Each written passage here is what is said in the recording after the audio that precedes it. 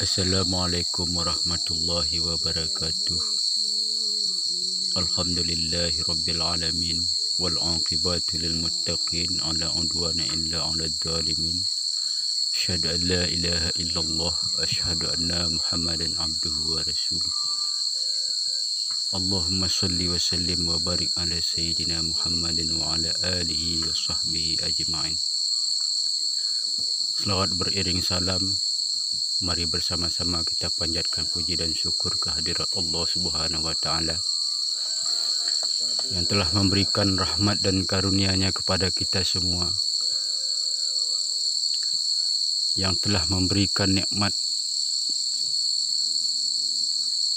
yang tak terhingga.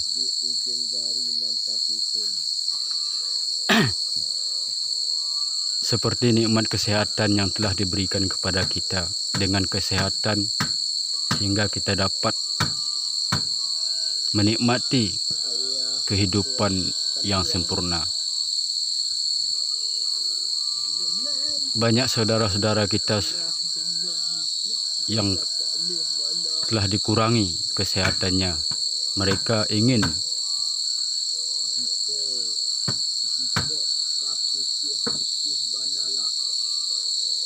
menikmati hidup ini dengan sempurna, tapi kadang-kadang mereka bertahan cuma sekedar menurut kesehatannya saja. Tapi alangkah bersyukurnya bagi kita yang telah diberikan kesehatan dengan sempurna, baik sehat jasmani maupun sehat rohani. Dengan kesehatan jasmani, kita bisa menikmati indahnya alam semesta ini. Kesehatan mata, kita bisa melihat betapa indahnya ciptaan Allah dengan melihat pegunungan-pegunungan yang tinggi dan matahari, bulan, dan bintang yang begitu indahnya berkedap-kedip. Bahkan kita dapat melihat siapa yang ganteng, siapa yang kurang ganteng, siapa yang cantik, siapa yang kurang cantik. Bahkan kita bisa membedakan siapa yang bening dan tidak bening. Jadi itu seumpama kesehatan jasmani.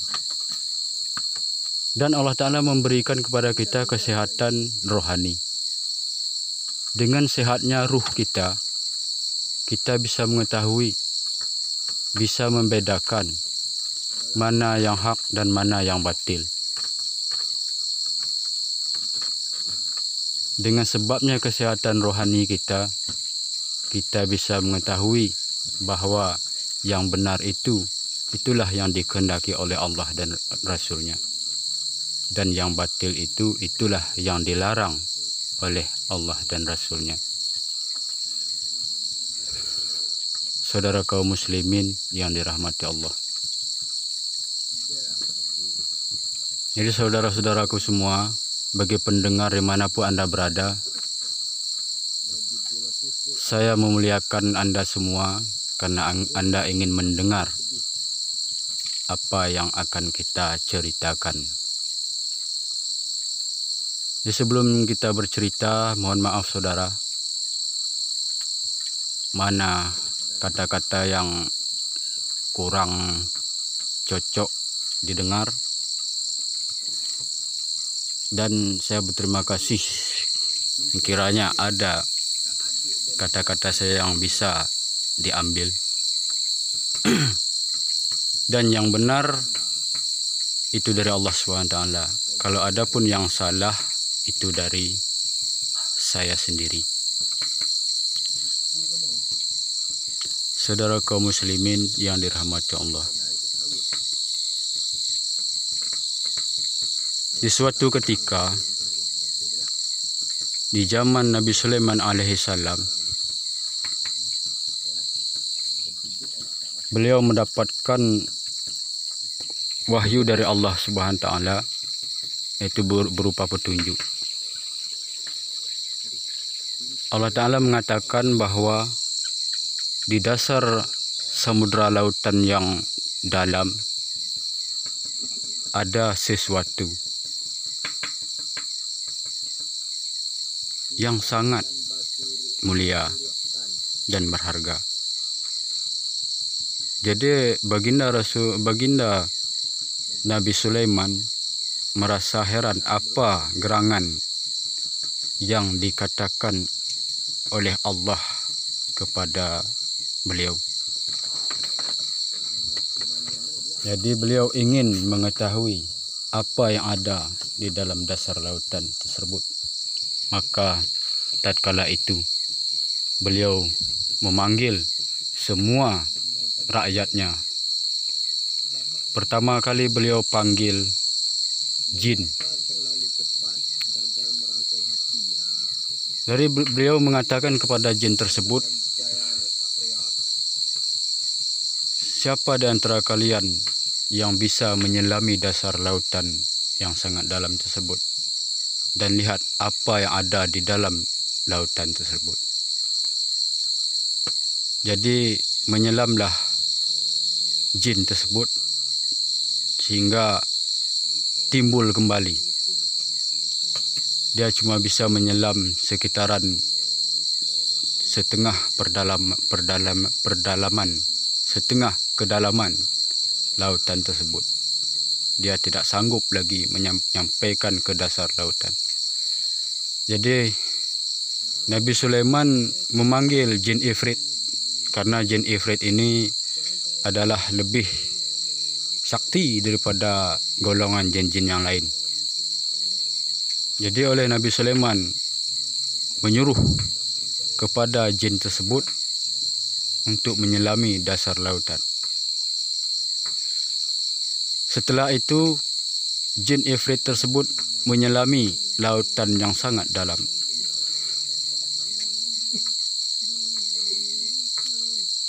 Dengan segala kekuatan dan kesaktian diselaminya ke dalam dasar lautan, maka tiba-tiba dia pun bangkit kembali. Dia mengatakan kepada baginda Nabi Sulaiman bahwa dia tidak menemukan sesuatu pun di dalamnya. Lalu baginda Nabi Sulaiman merasa heran, sementara Allah Ta'ala mengatakan ada sesuatu yang sangat berharga dan mulia di dasar lautan tersebut. Sementara jin dan jin Ifrit tersebut sudah menyelam, tapi tidak ada satu pun yang ditemukannya yang dimaksud oleh baginda Nabi Sulaiman alaihissalam. Lalu Nabi Sulaiman memanggil seorang saleh dari golongan manusia, ahli kitab. Lalu ahli kitab tersebut datang kepada Nabi Sulaiman. Beliau bernama Asif bin Barqaya. Lalu Nabi Sulaiman mengatakan rahasia yang dikatakan oleh Allah Ta'ala kepadanya. Beliau ingin menyaksikan apa gerangan yang ada di dasar lautan tersebut. Lalu Asif bin Barqaya bermunajat kepada Allah Subhanahu Wa Ta'ala. Dengan seketika itu muncullah dari dasar lautan suatu kubah yang sangat indah dan bercahaya-cahaya.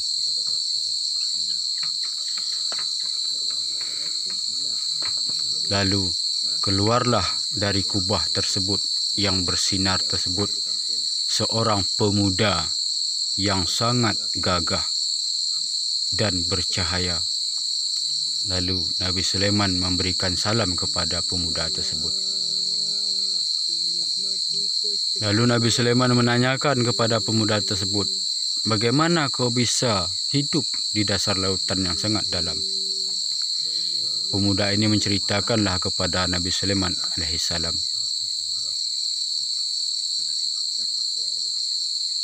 Saya sudah lama di dasar lautan. Saya di dasar lautan ini semenjak zaman Nabi Ibrahim alaihissalam. Sudah ribuan tahun. Jadi sebab dia berada di dasar lautan, masih hidup dan di dalam kubah, beliau mengatakanlah kepada Nabi Sulaiman sebelum dia ke dasar lautan. Beliau mengatakan di waktu beliau di permukaan bumi dulu, semasih hidup kedua orang tuanya, pemuda ini adalah seorang yang sangat sayang kepada kedua orang tuanya. Bapaknya buta, ibunya lumpuh. 7 tahun lamanya pemuda ini merawat dengan ikhlas dan penuh kasih sayang. Dia tidak memperdulikan pergaulannya. Dia cuma ibadah dan mengurus kedua orang tuanya. Dia sangat ikhlas. Sehingga di akhir hayatnya orang tuanya tersebut berdoa kepada Allah Subhanahu wa taala bahwa anaknya ini, anak mudanya ini, supaya diberikan oleh Allah Ta'ala umur yang panjang dan waktu yang panjang untuk taat kepada Allah Subhanahu wa taala, tetap dalam ibadah, dan ibadahnya tidak, dan tempat ibadahnya tidak terlihat oleh setan-setan. Itulah doa orang tua dari pemuda tersebut. Karena saking sayangnya dia kepada anaknya yang merelakan diri merawatnya hingga 70 tahun lamanya dengan keikhlasannya tersebut. Sehingga akhir hayat orang tuanya itu berdoa kepada Allah Subhanahu wa taala supaya anaknya ini diberikan umur yang panjang, selalu taat kepada Allah Ta'ala dan beramal di tempat yang tidak diketahui oleh setan-setan. Itulah kisahnya, sehingga dia masih berada di dasar lautan. Lalu Nabi Sulaiman heran. Beliau bertanya, kok kamu masih hidup? Kok kamu bisa hidup? Bagaimana kamu makan, minum? Lalu pemuda ini menjawab, setiap hari kubah yang tempat saya ibadah ini muncul ke dasar lautan, muncul ke permukaan lautan, dan terbuka sendiri pintunya. Ketika itu datanglah seekor burung mengantarkan semua jenis makanan yang ada di dunia ini. Ukuran 1 piring. Jadi semua jenis makanan yang ada di permukaan bumi ini saya pernah memakannya. Itulah yang dikatakan oleh pemuda tersebut. Jadi dengan kisah si pemuda ini kita dapat mengambil pedoman bahwa bakti kepada kedua orang tua itu adalah memang luar biasa. Wahai pemuda-pemuda dan semua umat manusia, mari sayangilah orang tuamu yang masih ada. Jangan kau kira orang tuamu yang masih kau lihat itu ada selamanya. Jadi semasih kau melihat orang tuamu itu ada di dekatmu, mari sayangilah dia. Carilah kesenangan kepadanya. nampakkanlah akhlak yang dibanggakannya, dan jangan kau bantah-bantah perintah kebaikan yang dikatakannya.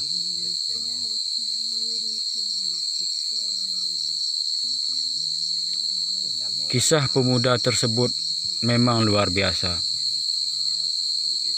Jadi kalau kita tidak merenungi kisah pemuda tersebut, memang kadang-kadang kita mengabaikan orang tua kita sendiri.